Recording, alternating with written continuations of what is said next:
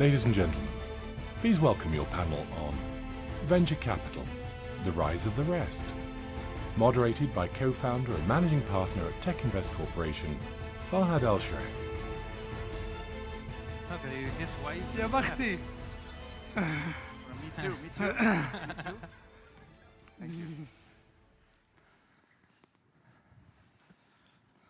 Fan base, Fahad.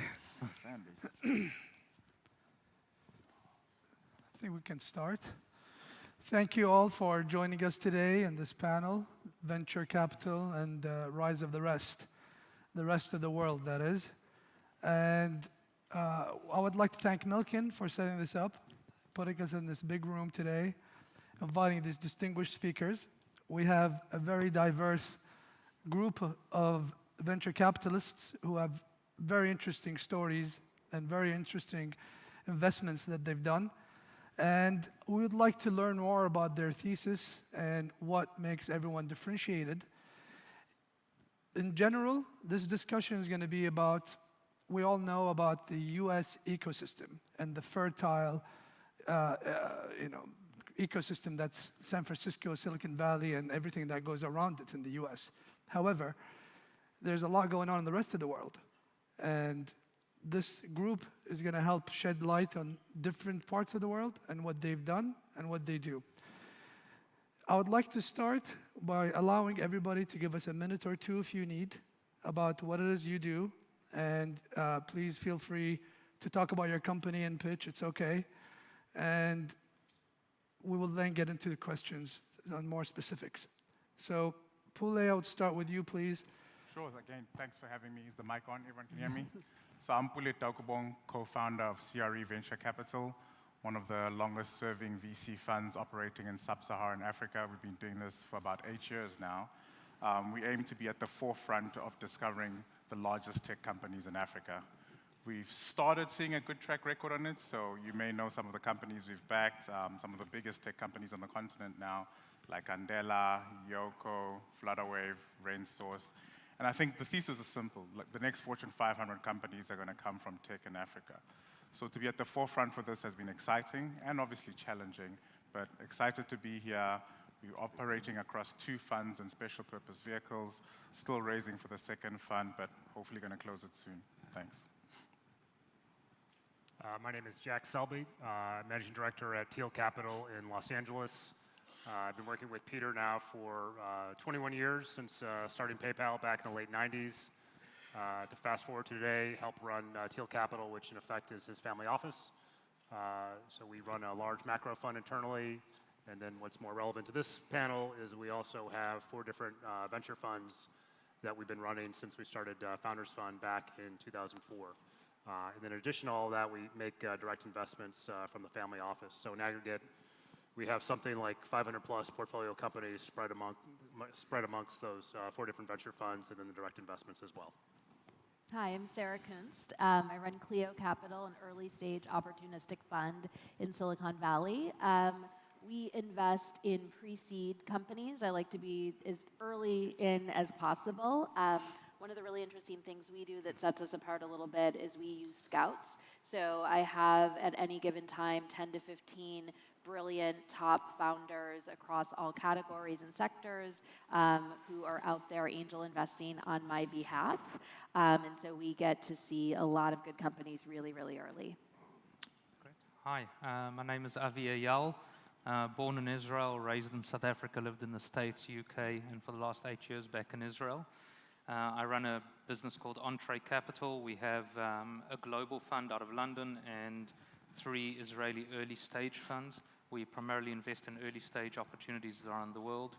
I've been a serial entrepreneur my whole life, and that's formed the basis of our original balance sheet and also now the way we look for founders and invest in opportunities. My name is Ibrahim Ajami. I run the ventures team at Mubadala.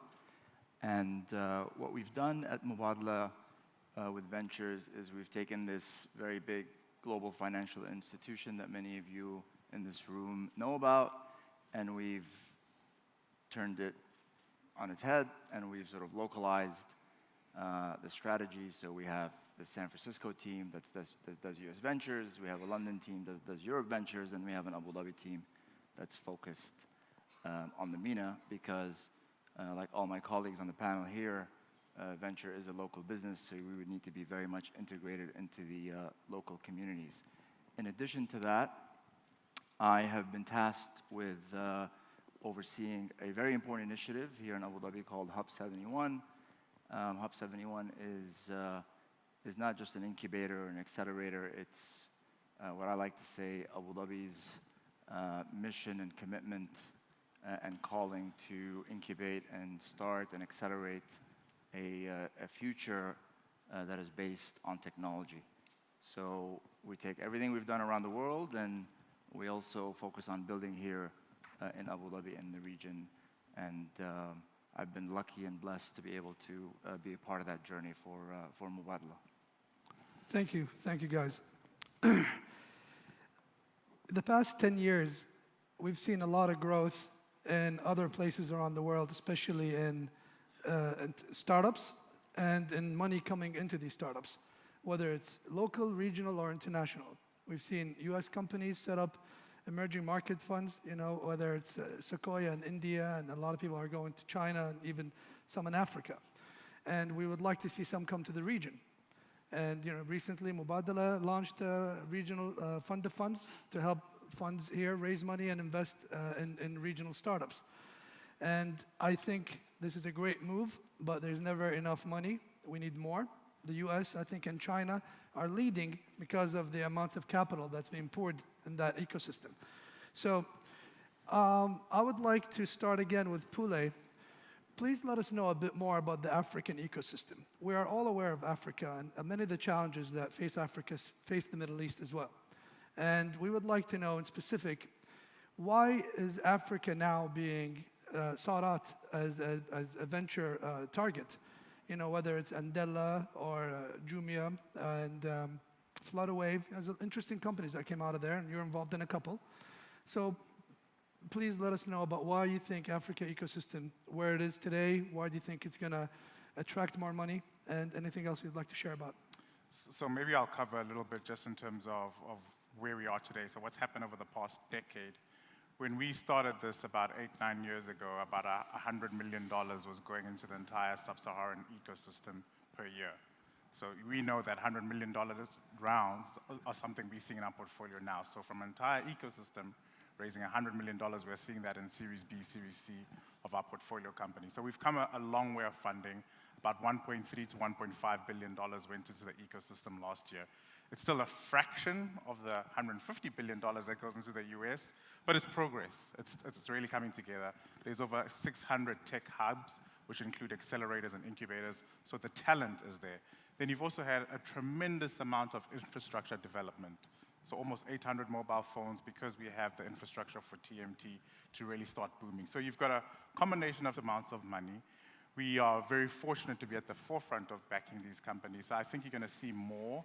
We're seeing it with the co-investors that are coming into our portfolio. So it's Google Ventures is investing. We're seeing a growing amount from Asia. As a la NASDAQ, and the same problem we have here in the Middle East. Kuwait, UAE, Saudi has the same problem. What do you think should be done to allow the investors to feel comfortable that there's a potential of an exit? And that is one of the most important things I look at in an ecosystem. So exit happens in different formats. So there's strategic acquisitions, which have happened pre-IPO, right? So we've seen companies, as back as 15 years ago, companies like Mark Shuttleworth has built, companies in Nigeria that have been acquired as well, Interswitch acquiring Vanso. So there's strategic acquisitions that are happening. Secondly, we kind of really need to look at the listed markets on an individual basis. The Johannesburg Stock Exchange is one of the most financially stringently managed stock exchanges in the world, up there with the SEC, up there with the FCA in London. Our FSB is top-notch. That's a $1 trillion market cap stock exchange, and we've seen companies list on that stock exchange. Secondly, we live in what I like to think as a global world. We look for global companies, so locally designed but globally competitive. And by doing that, you can list anywhere. You're seeing companies listed in London, but more of their revenues come in China than they do in London. And it's something we see in our portfolio. So we've got a realistically, I think our portfolios, several companies are going to IPO in the next 2 to 3 years maximum. They're targeting NASDAQ listing. So I think it'll be a combination of, in the more developed African countries, there'll be local listings, which have happened, strategic acquisitions, fintech, that's starting to happen, and then your tier 1 country listings, that will also happen. Great. Thank you. I would like to ask Ibrahim, similar question. You know, you have been investing in Silicon Valley for a while, and you have a fund of funds in Silicon Valley. You have a direct investment fund in Silicon Valley. And of course, your experience in Mubadala, capital and the private equity work goes back even longer. Now you have a fund of funds in the Middle East. And I would like to know, what do you look at when you invest in these funds, and the same challenges that face Africa and other developing regions face the Middle East? And so you've put a lot of money now here, and how do you face that challenge? Yeah. First of all, I think there's an interesting dynamic that we are experiencing in the US and in Europe. For the first time, we are seeing American and European technology startups that are looking at the region not as secondary or tertiary markets for them. They're actually looking at the region as important growth markets for them. So that's very, very important dynamic, because they're saying, listen, we want access to all these very large companies in the Middle East. We want access to the governments. We want access to the energy companies, the aerospace companies, the aviation companies, the defense companies, and because these are big customers. So I think that we're going to see serious inflow over the next 5 years come in. So that's a very important dynamic, because what happens then is you have all these international startups come, and then they're going to sit along the local startups. Regionally, I think that I love what's happening. Well, I love what's happening in the UAE. I should start there. I love what's happening in Saudi. I love what's happening in Bahrain, in Kuwait, in Egypt. I love what's happening in all. I love what everybody's just focused on tech. I think we are not doing enough. Let me just give you an example. We looked at a fund here in the Middle East. And I don't want to put names, but in part of the negotiating process, the fund that we are committing to said, well, we can't have you follow on into some of our companies without our consent, or we can't, there has to be sort of an anti-competitive clause in the agreement, or something of that nature, which I thought was indicative of the challenges that we face here in the region as we start building a comprehensive tech ecosystem. The emerging funds and the early stage funds have to work very closely with the sovereign wealth funds, have to work very closely with the seed funds, have to work very closely with the corporates. That's the beauty and the magic of Silicon Valley. That's the beauty and the magic of what our colleagues and friends have done in Israel. There has to be a much more collaborative approach. We've been interacting a lot with some of the investment vehicles in Saudi and thinking about how do we work closer together, because when a company comes from the US, they're not just looking for Abu Dhabi as a market, but they're looking for Abu Dhabi and Saudi, et cetera. So I say in summary, we are in very early stages of that journey. We're taking everything we're learning from other parts of the world. We want to apply it here in the region. We want to improve on it. And I think last but not least, probably the most important thing we have to do, and I think we should learn from some of the panelists, is how do we become a lot more founder-centric? How do we give love to the founders and support them through that journey, through our resources, our capital, access to markets? Our founders are looking for much more support from our large institutions than we are giving them today. We just don't have that mindset of being very focused on that founder journey yet. Great, thanks. Avi, Israel has had a lot of interesting technology come out of it over the past decades. I remember the first chatting app I used, ICQ, was founded in Israel. and that morphed into what everyone uses today in WhatsApp and all the chatting, something so simple but dominates the world now. A lot of interesting other tech comes out of Israel today as we learn more and more about what's going on. We see that deep tech and real focused verticals on new age tech that's going to be what we're going to be using in the next decade or so. Why do you think that's happened? And as far as you're concerned, why is an Israeli ecosystem considered one of the top ones in the world? So Israel is quite a unique example where a country went through real hardship and 50 years since its founding of struggling to put food on the table for its citizens, and facing a lot of adversity. And from about the 80s, the early 90s, what happened was that the government decided that because it had a well educated population, and was that companies could start up easily, they could get help from local institutions easily. Case in point, if we have a startup in Israel that's in fintech, they'd give a call to one of the three or two of the three big banks in Israel, and they'll say, speak to the right person. They'll say, look, I've got this technology, I'm developing it. It's not ready for sale. It's a MVP, a prototype, and it solves this problem.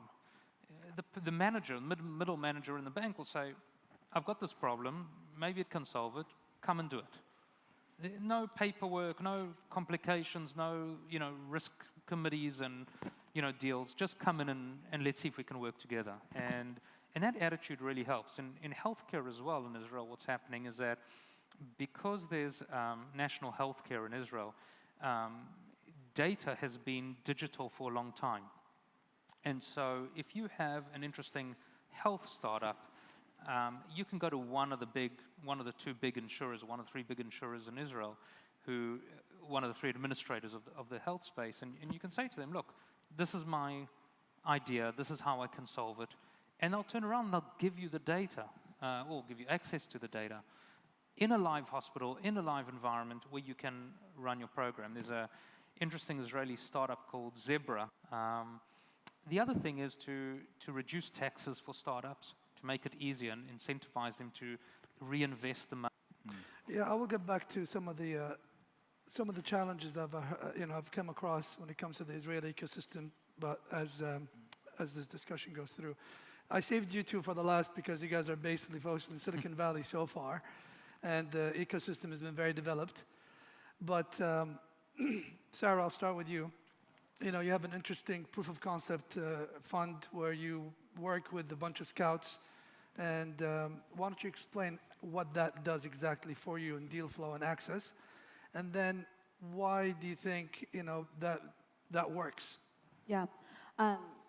So scout investing is something that Sequoia, the big venture capital fund, invented about 10, 12 years ago because they were realizing that as it was cheaper to start companies, you didn't have to go talk to VCs until you were pretty far along, right? And so it was very, very, very hard to capture early the next Facebook, the next, Uber, things like that, because they didn't need to raise millions of dollars to launch. And so what scout investing does is say, look, companies don't come from nowhere, right? It's going to be like a PayPal mafia situation. There's going to be some smart executive who knows you're starting that company. And so the idea was, why don't we give smart executives money to invest on our behalf into their friends, into their classmates, into their coworkers who are going to start the next generation of, at the time there were no unicorns, but the next generation of unicorns. And so I was a part of Sequoia's Scout program. They were funding my angel investing, and I had been in venture previous to that. And so when I was thinking about starting my own fund, to me, the Scout piece of it was so obvious. I have scouts in Silicon Valley, but I also have scouts in LA who invest in Africa. I have scouts in Detroit who invest in motility. And in Canada, I have scouts in Denver. I have scouts in New York. I have scouts all over the country. And we're looking at even expanding internationally in that because basically I'm one person. And as I can tell you from being on a 16-hour one-way flight here, it's really hard to be that many places at once.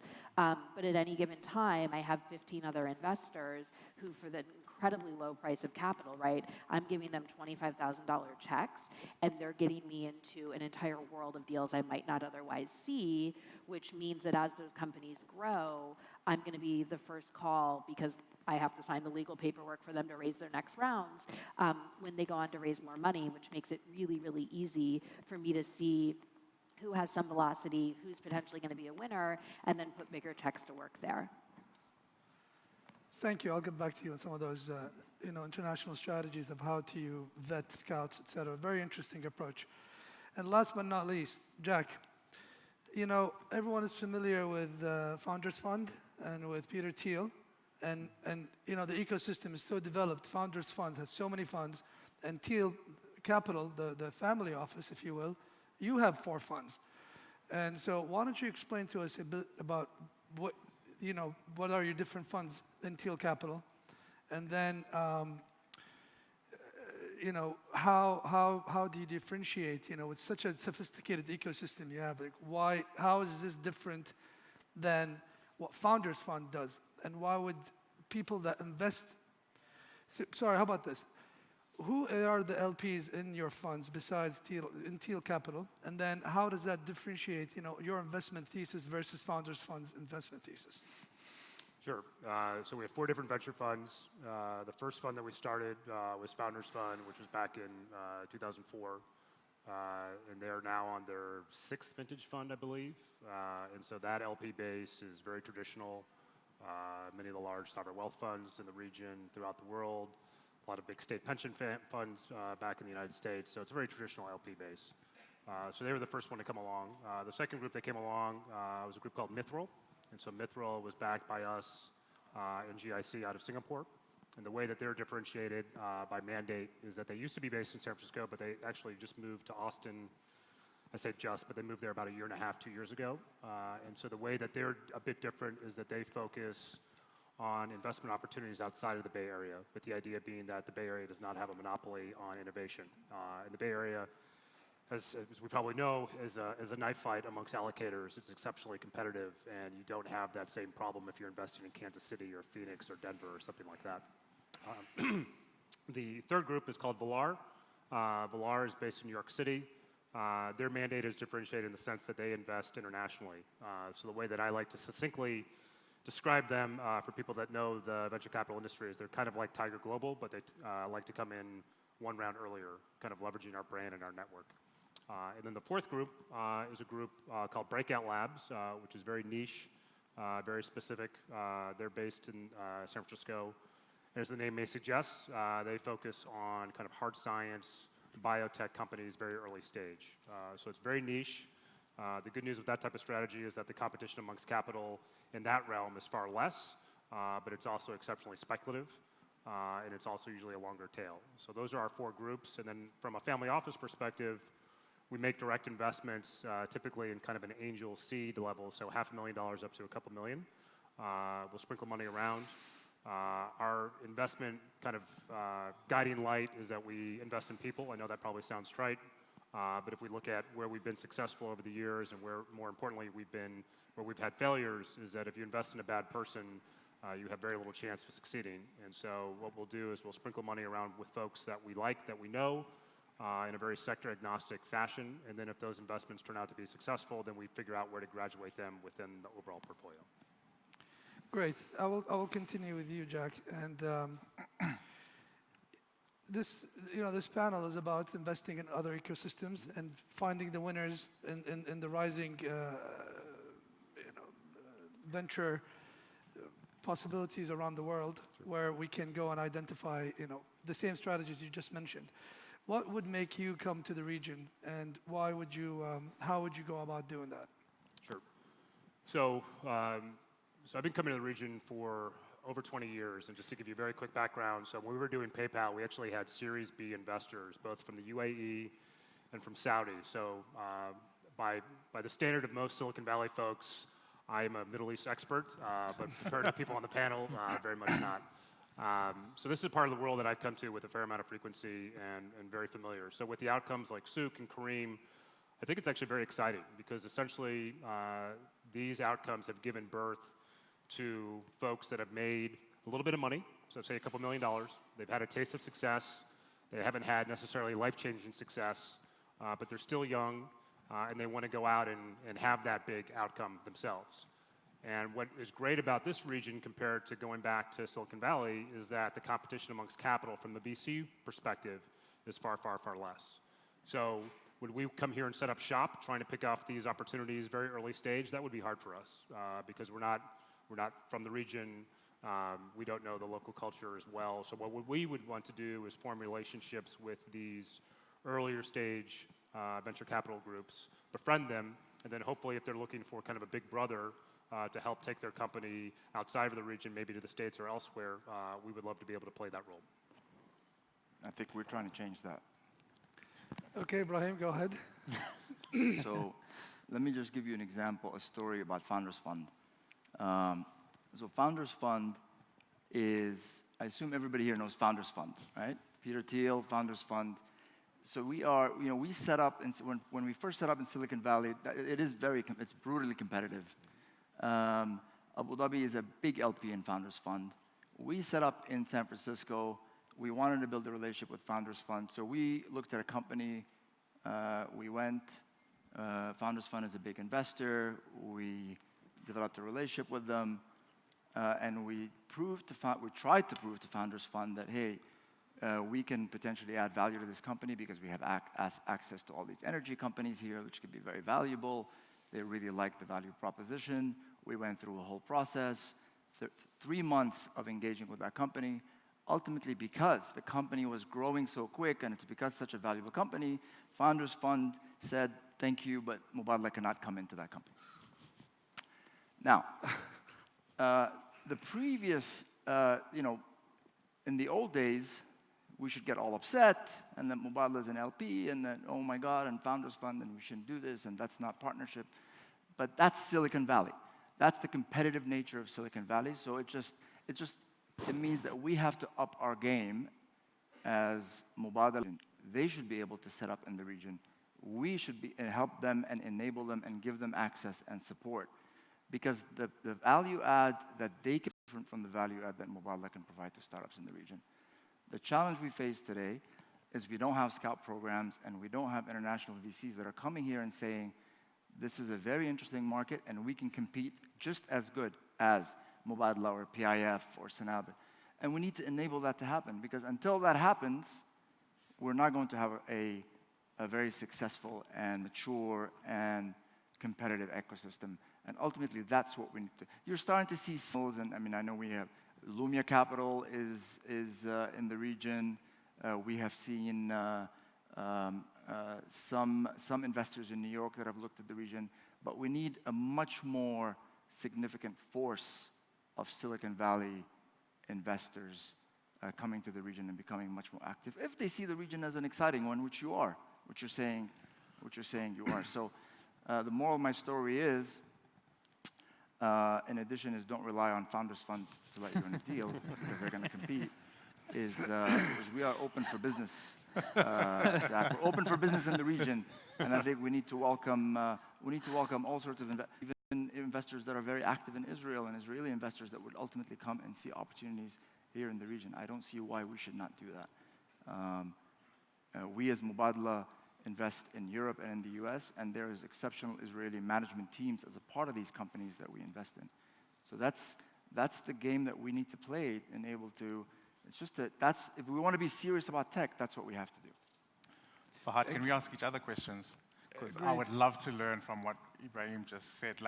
So if I think about South Africa, the country I'm from, and I look at an institution like Mubadala, founders found locally in the region. Because I would love to figure out how I get our governments locally to start saying, you know what, we're going to help this firm be the Sequoia of South Africa, the Founders Fund. And I think institutions like yourself have probably experimented this or thinking about this, and I think many other regions are asking a similar question to say, we can get the next biggest VCs to be local. Listen, I think that, first of all, we invest and we support regional managers because we want them to be the next Founders Fund. That's important, right? Mubadala is a big financial institution. We're global. We have access to capital. We have, like the Sarahs of the region, to become the next Founders Fund. We invested in Global Ventures, which is a regional GP that is run by Noor, and potentially one day she can emerge and become a very successful. That's a part of us investing in the ecosystem.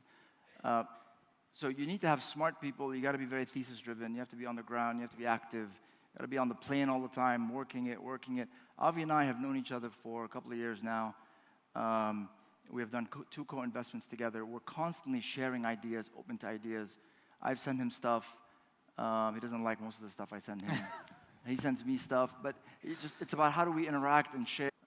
We are trying to promote and push here.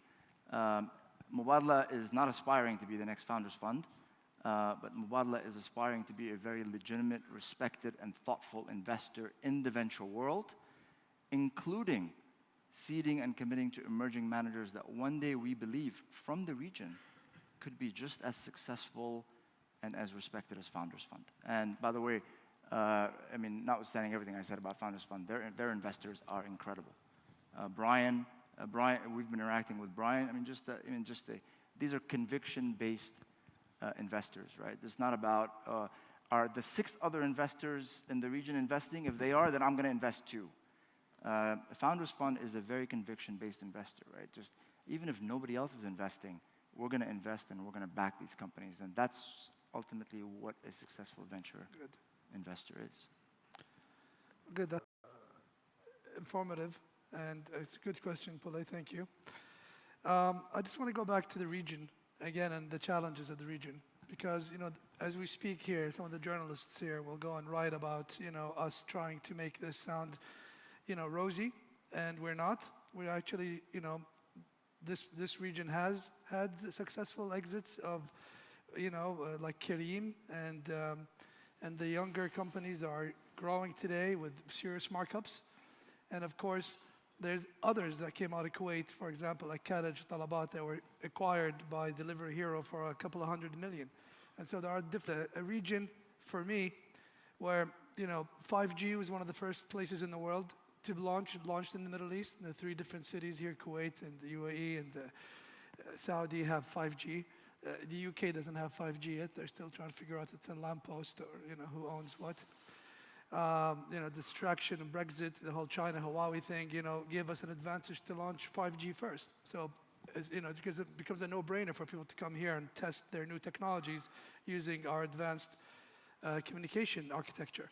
We have a huge young population, youth, who are early adopters of technology.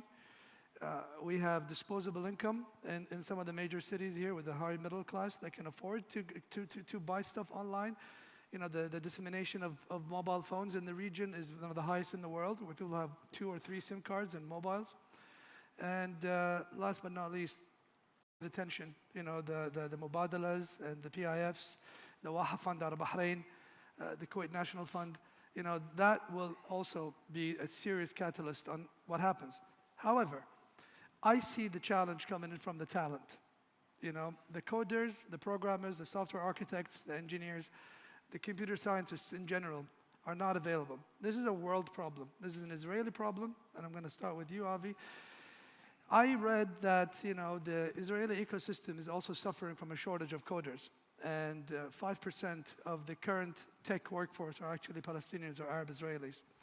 And you and I discussed the different Arab Israeli ecosystems, whether it's in Nazareth or in other places. And some of the initiatives are to help grow the Israeli tech workforce, and some of the initiatives there. And as you're the expert here on that domain, why don't you tell us about why is there a shortage of coders in Israel, and how is this going to impact the development of the ecosystem going forward? And then as you are the most advanced ecosystem in the region, and then I will go on to the others. And Sure. please, So a few things. One is you need to have talent in the region. You need to have the ability, and it's ultimately someone has to kickstart the process. Someone has to be able to write a check to dozens or hundreds of ideas, knowing that 95% of those ideas will fail. But you have to instill in people the will that they should try. And you have to actually bring people to that point. Once you bring people to the point and where they don't fear failure, where they see it as a project that they move on to the next project that doesn't work, I think that's the first important point. So you have highly educated, an highly educated environment. You just got to put people to work. You got to give them an ability. What is doing with the accelerator, but that is a great example of being able to effect many teams to quickly get up to speed and provide them the tools so they can succeed. Once you start doing that, those will breed successes. The successes will build on those successes. There will be more exits, maybe early, maybe later, but there will be exits. And as there are exits, those people will become local heroes.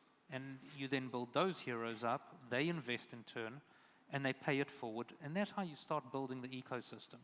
So finance is one thing, but having government's finance is the ability to spend money without seeing a short-term or direct return on it. And you're very lucky certainly in Abu Dhabi and some of the region, that you are flowable wealth and putting it into the young people here and transcending the challenges that they historically have had, opening them up to the world, letting the world open up to it. I think that's the way to solve the problem. Applying it now to Israel and the Israeli system, we have a scholarship program that we run. We have 400 students in the scholarship program. We give it to kids who want to study math, science, computer science at universities.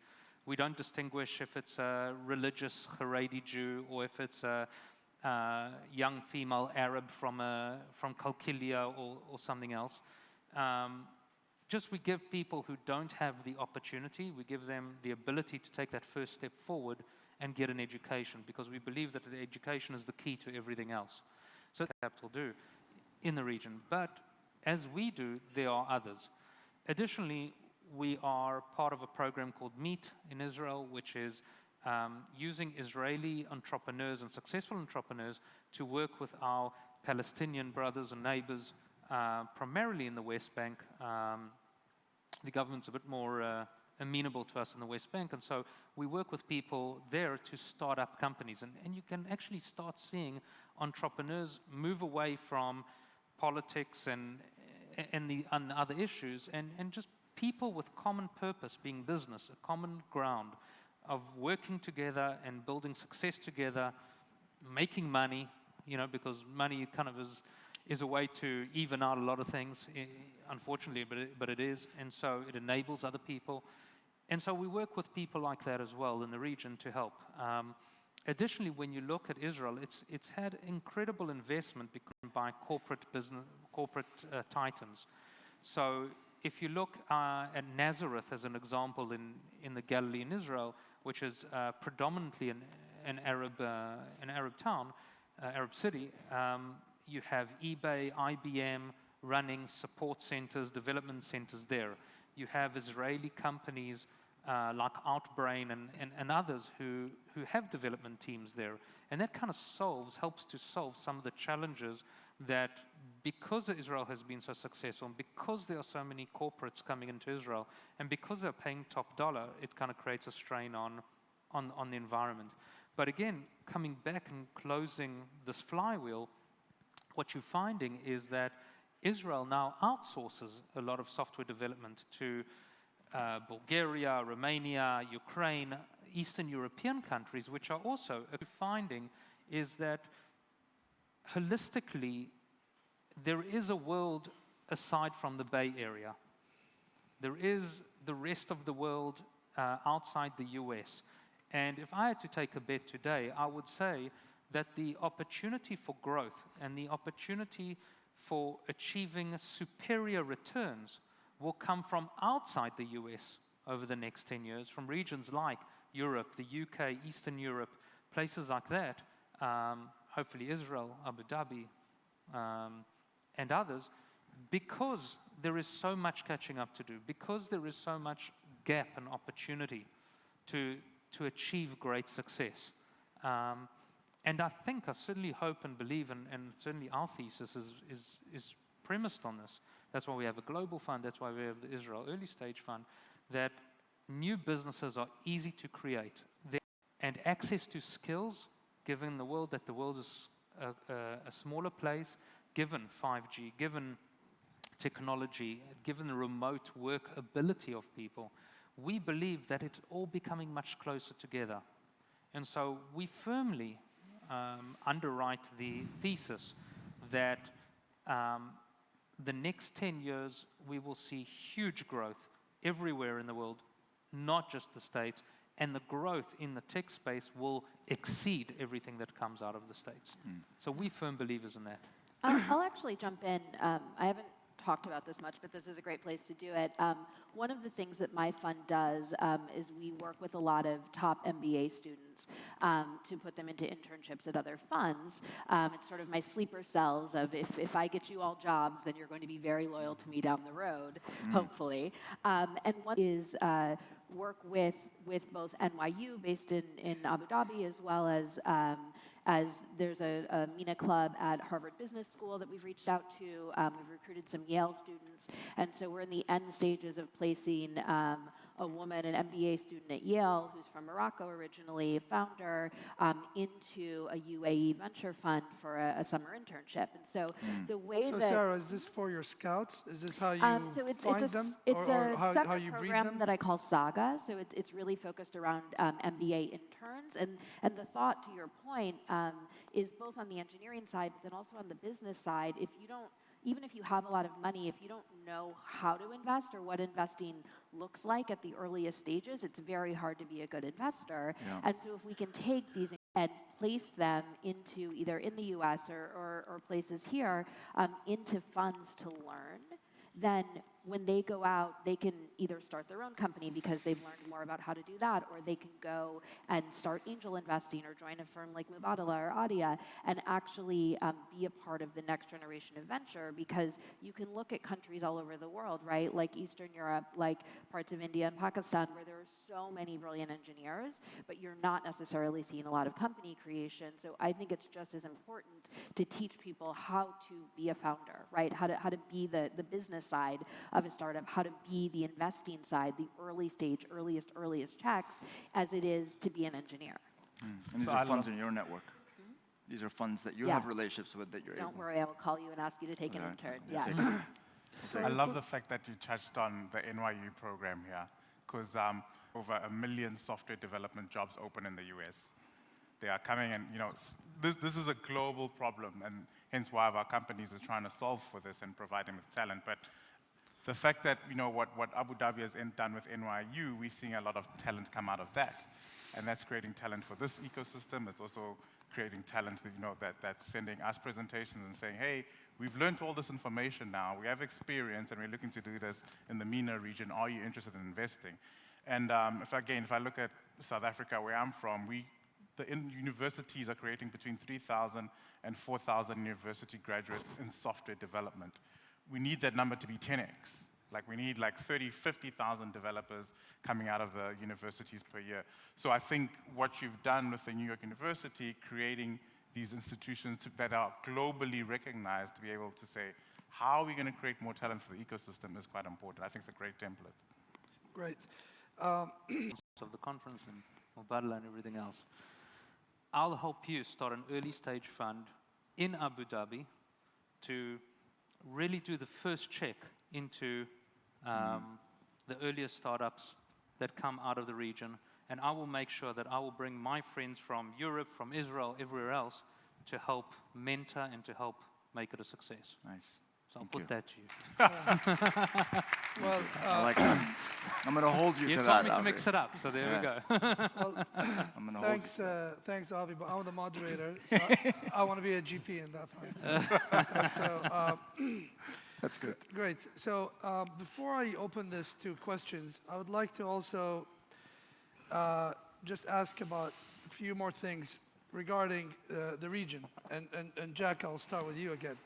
You know, as Ibrahim said, you know, some people here need American check that's been, you know, you do the vetting for us, or, you know, and some sort of like validation or credibility comes to a company the minute a US check comes in. And so you will probably, once you invest in a company, other regional companies will, venture capitalists will follow.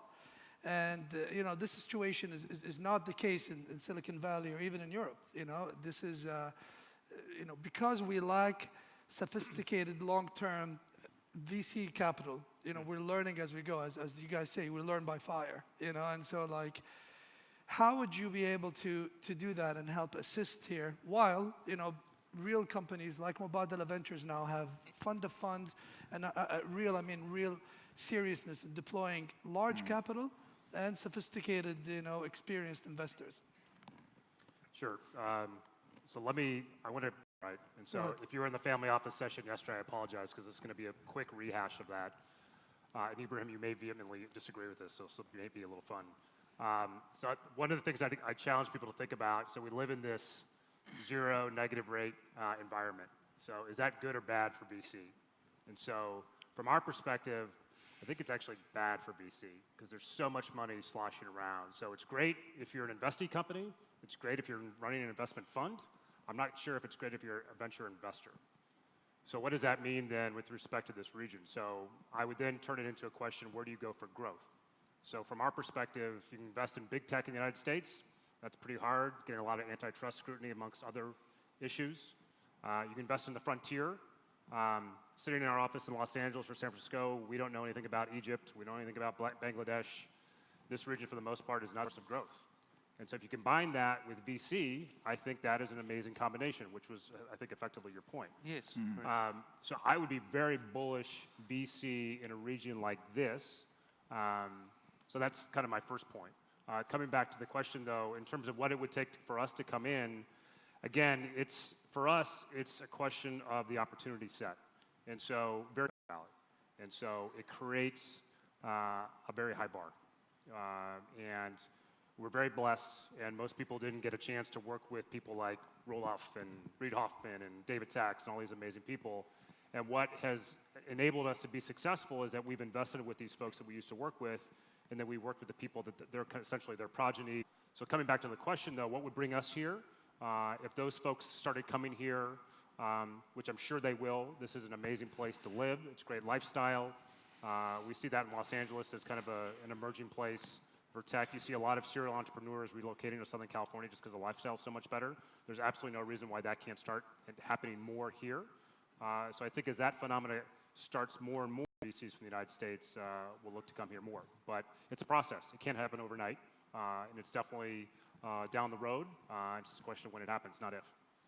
Great, thanks, Jack. I think you should reach, I think, since Avi committed, Yeah. Jack should commit. My view is that Jack should I'm going to commit have on this panel today. everyone's going to commit after this. I think Founders Fund, the time has come for Founders Fund. Does everybody agree? The time has come for Founders Fund to commit to the region. You should partner with Mubadala is willing and open to partner with Founders Fund and other great investors in the region to set up Founders Fund Middle East. I have to check with my boss. So I'll get back to you. Sorry, you say you have the check think with it's, your boss, so you're going to collect the check from your boss? I think it's a good point that Ibrahim raises, really, you know, like Sequoia, VC, Sand Hill Road funds have emerging market funds. They all went to India and China. And I think the Middle East, with everything I mentioned, you know, this is a fertile ground. You know, where else are you going to test, you know, really, you know, especially with new technology coming in, like augmented reality and blockchain, you know, it's a game changer when you use it on 5G, you know, and so like where else are you going to test it but here? We'll be motivated to come and open funds here. Just to is making, what you find is that the tier one valley VCs and the big VCs around the world, don't want to write the early stage check in a new region and somewhere far away from them. But as they are capitalists, the minute you can show them that there's a brand associated with a company, in other words, a VC that early stage has backed a company, and the company is showing the growth, show me the growth, show me the revenue, let's do a deal. And if it comes with a stamp of an early stage fund that is in the region that they know that can support the business locally, and there's a route forward for that company to expand beyond just Abu Dhabi to the region and beyond, then everyone is going to line up to do that. And that's practically what's happened in Israel, it's happened in Sweden, it's happened in Romania, it's happened everywhere else. Yeah. That's such an important point. That's You just got to trigger it, you got to spark it. One thing that I've spent some time doing, even on this trip, actually a Founders Fund portfolio company that I'm a co-investor in, raising their Series C, they're interested in expanding to this region. So in those conversations that I've been having with family offices here about that expansion, it occurred to me that something interesting will happen which is that the founders funds of the world, all of the top tier investors in this particular company are going to start to get their reports and go to their board meetings and see that, hey, growth is coming from this region, right? Investors, dollars are coming from this region.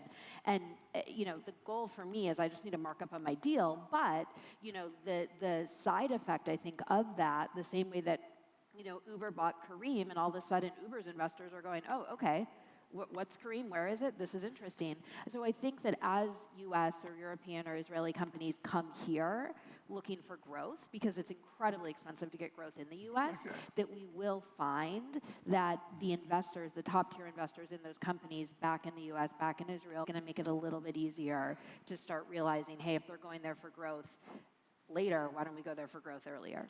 All right, thank you. Yeah. So we have a few minutes left. We're going to open it to question, or maybe one or two questions, but I'm going to ask the first question to Ibrahim. Ibrahim, everyone wants to know, what's going on with Vision Fund? Yes. I have some very good news to share today. We have no doubt at Mubadala that Vision Fund 2 and Vision Fund 3 is going to happen in the future. The good news is that the Vision Fund and the team is very, very focused on the amazing portfolio of Vision Fund 1 today. And that's really our 100% focus is how do we build and continue to focus on that portfolio in the short I wish you all the best of success. Thank you. We have one question left. If anyone wants to ask a question, sure, go ahead, sir. You can just speak out loud. We'll hear you. Scream.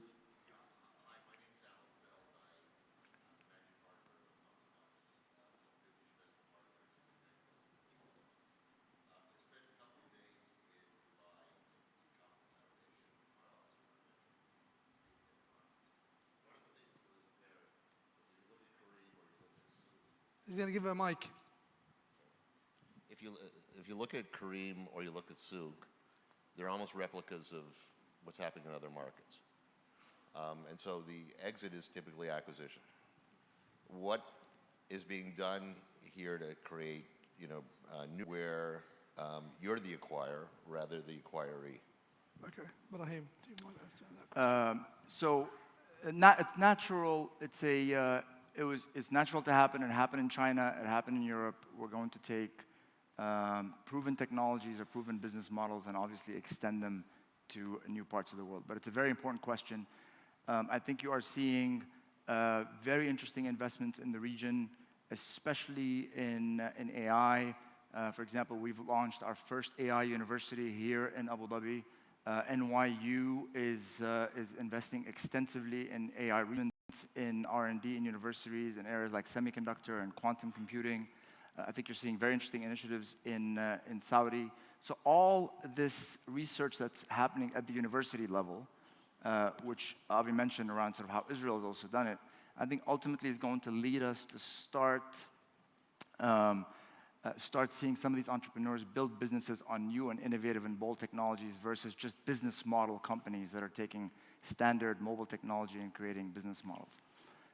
That's on the entrepreneur side. On the capital side, which is very important, which is what Founders Fund does so well, is we as the investors have to be willing, have to have the heart and to put the capital behind these kind of companies. Because these companies will take 5, 10 years, whether you're investing in an NLP company doing AI NLP company, to have the conviction and the boldness, and we haven't gotten there yet. But my hope, our hope, and Mubadala at least is putting its capital behind that, is that you will start seeing the emergence of these companies over the next couple of years here, because the research institutions are setting the foundations for all that. So it's a really important question, because I think we're beyond business models. Now we have to move to real technology companies. All right, guys and lady, thank you so much for this very interesting panel discussion. I like how commitment. And now the commitment is that Founders Fund is going to give Avi money to come and set up the fund here, and I'm going to be the GP with Ibrahim and you. Thank you very much for attending. Thank you. Thank you.